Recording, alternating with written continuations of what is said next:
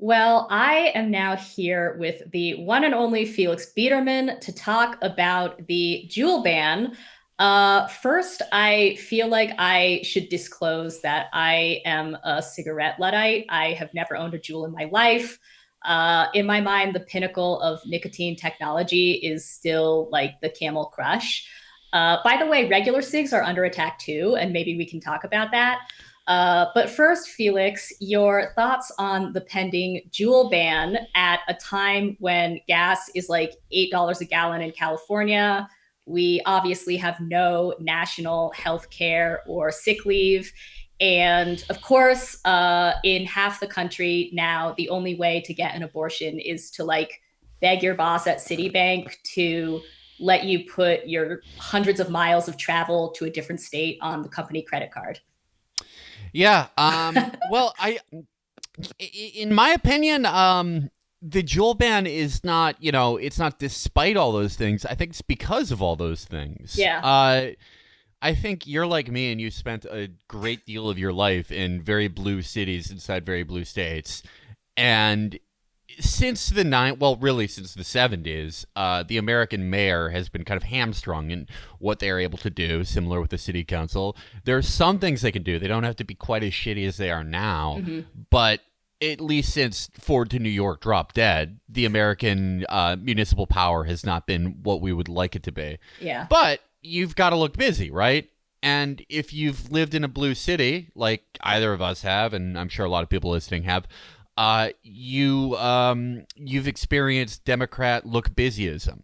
Right. You've had something you enjoy, you think is fun. You've had it banned for seemingly no reason. No one died because of it.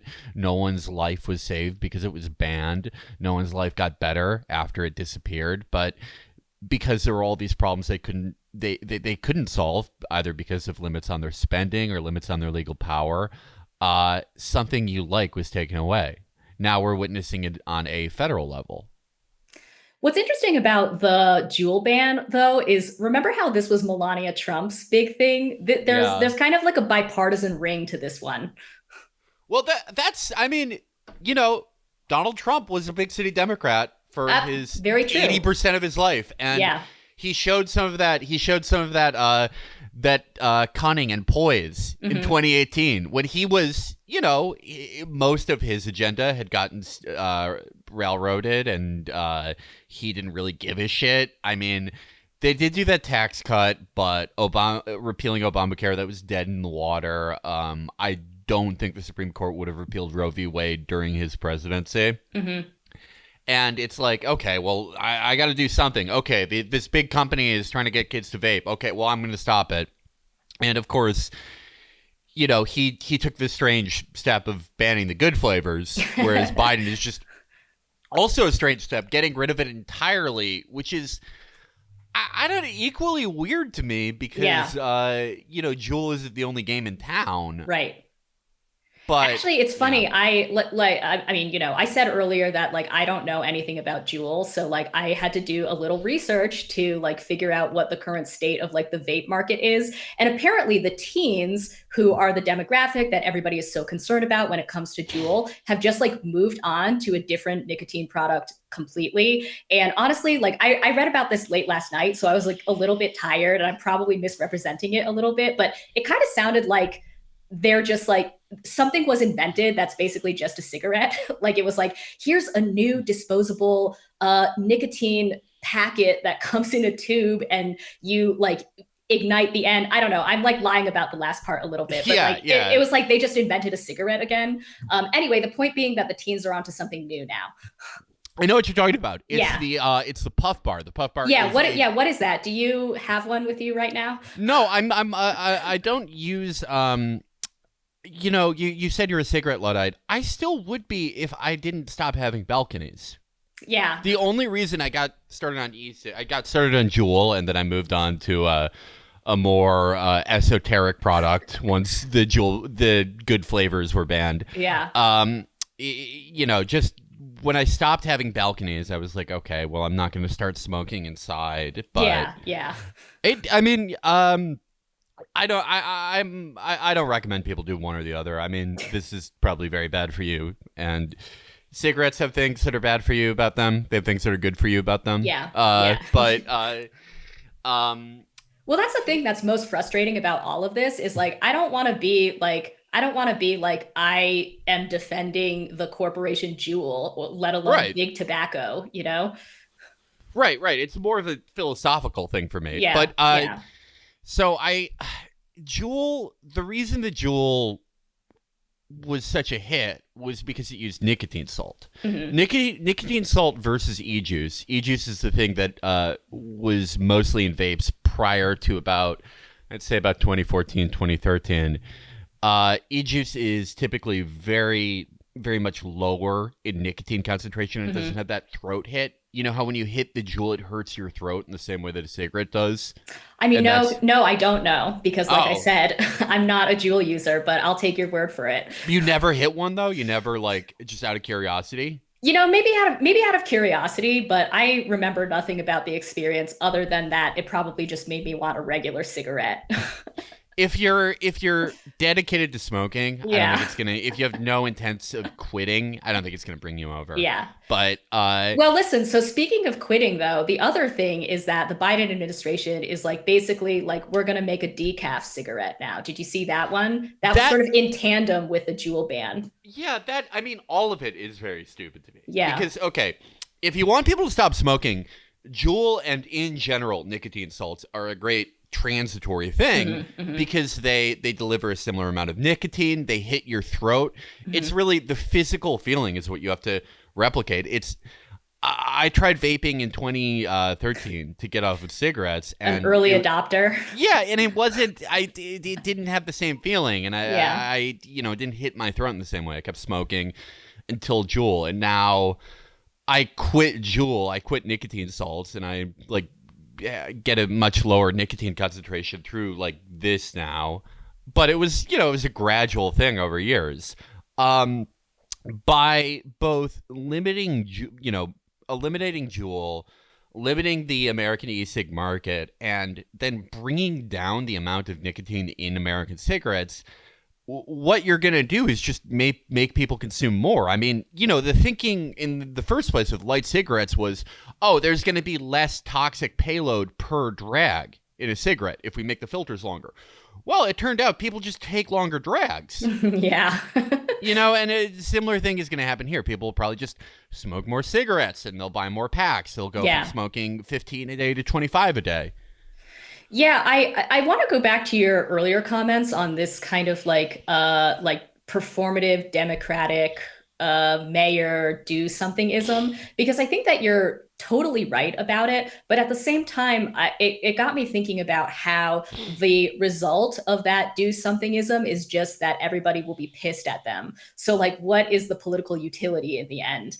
I mean, like, I kind of feel like the problem with this sort of style of limiting like a consumer good is that we all know that people who, when you like take away something that they enjoy, they're just going to find something else that's just as bad for them, if not a little bit worse, right? Like people Yeah. are just really good about finding ways to have a good time, or at the very least, like feel less wretched about life for 2 seconds. So I don't know. Yeah, no, I mean, they'll either find like a nicotine delivery system that has very little regulation because it's invisible to the federal Hmm. government for the time being, Hmm. or, go back to cigarettes or go to dipping or go to something like that. Yeah. Yeah, no, I agree with you that it's very short-sighted and it's very stupid. And for the life of me, I don't know why there's no one around Biden or no one around any of these people who's going, you're pissing people off. Yeah, Yeah. people are either going to not notice this, or the people that do notice this are going to get even more pissed off at you. And I said that I have a philosophical objection to all this, and I I think we probably agree on this. It's that you can't be in America. The ethos for so many things is you're on your own, right? Yeah. Yeah. Go find your own fucking healthcare plan.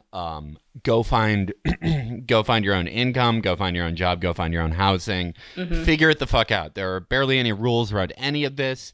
Someone can screw you out of your retirement. There are more ways to get screwed and fooled in this country than any other first world nation on earth. But when it comes to these individual behavioral choices, we're highly limited. And it's not just smoking or e-cigs or things like that. We have more limitations in more things than any other place. Yeah. You know, the Obama DEA, we've done an episode about it. We've termed it opiate whack-a-mole, where they saw the high overdose rates in America, and they thought, okay, we're going to make individual opiates illegal on a 2-week warning basis. And what a fucking shock. People switch to heroin. The market cannot fit that demand for heroin. People take bathtub Fent and die in even larger numbers. You see the story repeated a billion times over and over and over again. Anything that could take your mind off is victim to the highest degree of regulation in both Democratic and Republican administrations for different reasons, but usually around the same rationale. We have to look busy. But anything that should be a right that you have as a human, there are no rules around it. Right. No one's making sure you can get it. Yeah. I mean, on the subject of the opioid crisis, I think that's like the perfect example, because we, at this point, obviously have like reams of evidence and studies that show that these so-called deaths of despair, like opioid overdoses, deaths from, alcohol related diseases, obviously like deaths related to smoking or whatever, are all connected to economic immiseration. And that is the thing to solve. Like, if you actually want to stop those deaths of despair, not limiting, I don't know, individual opioids or like Juuls or whatever. Yeah, that drives me insane. I know. Mean, if you look at the UK, and the UK, I don't consider that any bastion of personal liberty by any means. I mean, there are things about America still that I think there are individually enshrined rights that I think are cool that we have here that they don't necessarily have over there, sort of things in speech and other things. But over there, they do not have the same prohibition type of thinking with like mind-altering chemicals as much as we do here. They don't play the game of opiate whack-a-mole. As far as I know, in my experience being there, there are some UK rules on vapes and nicotine and e-juice, but they've sort of been the same for a while. They haven't changed it up. And the NHS will actually give you an e-cig to get you off. To get you off smoking. Yeah. And, okay, well, are the overdoses higher? Are more people dying of similar heart conditions, cancer? Are they dying these same deaths of despair over there as they are here? And the UK is no workers' paradise, but they just have these basic things that are guaranteed to them that anyone should get in any of these countries. Yeah. But you would listening to the Michael Bloombergs and the Trumps and the Bidens, you would figure that it's just they would run out of space to bury people there. But no, that's not the case. It's not the case in any of these countries. Yeah. All right. Well, maybe to wrap up on a slightly lighter note, Felix, what do you think is the future of nicotine consumption post all of these bans? And I just want to say, when I was in college, I knew this guy who smoked a pipe, and it was so pretentious. But he was like, I can't do it that much, and I can't really do it in public because it like makes me look like such a fucking asshole. But the pipe tobacco really does taste and smell better than any other tobacco like that has ever been invented. And whenever he would smoke the pipe, like, it was like the opposite of how people react to like the smell of a cigarette or a cigar. Like people would they would like perk up a little bit and they'd be like, what is that? Like, that smells really good. So just putting that out there for the teens. Nick Mullen did that. He was a pipe smoker for a while. What? Yeah, no, he was. It got him off cigarettes. And What is the status of that pipe now? I don't think he still does it. So I think it worked. I think it weaned him off of it. Okay, all right, yeah. Doctors take note. Yeah, but I could, now that you mention it, that is the type of thing that I could see gaining currency with 18 to 22-year-olds. Yeah. I could see if the right telegenic TikTok star does it. I mean, they can make it seem like anything is a cool personal choice to make, right? But do you kind of want to try one of those like decaf zero nicotine cigarettes? I'm like very curious. I want to see what it's like. I want to see what it's like. Do you remember God. I mean, I think they were put on and off the market before either of us were born, but there was a RJR Nabisco product it was a smokeless cigarette called Premier. And maybe they'll try that again. Yeah. It was horrible. No one liked it. This was something that was manufactured by the cigarette companies. Yeah, no, RJR Nabisco basically put its entire future in, because this was like I think early 80s, and it was okay, now people are realizing that smoking's bad. What if we take this smoke out? Right, yeah. And they had to take the company private after. I can't even imagine. What was it? Just like a plastic tube? Kind of, yeah. It kind of looked like a Camel Crush, and there were beads in there. It was like so apparently there was like a coating that would make it so the tobacco was super heated but not on fire, and you would get fumes but not like. Sounds a little vape-like. It was a proto-vape. It was a proto-vape, yeah. So maybe we might, I mean, with improved technology, we might get something like that. Something that is legally not a vape nor a cigarette. All right, well, you heard it here first. Pipes are coming back, as are proto-vapes. Felix, good to see you. Thanks for your time. My pleasure. Let's talk again soon. Absolutely. Thank you for having me. If you like this video from The Jacobin Show, please hit like and subscribe and share with your friends. Thanks.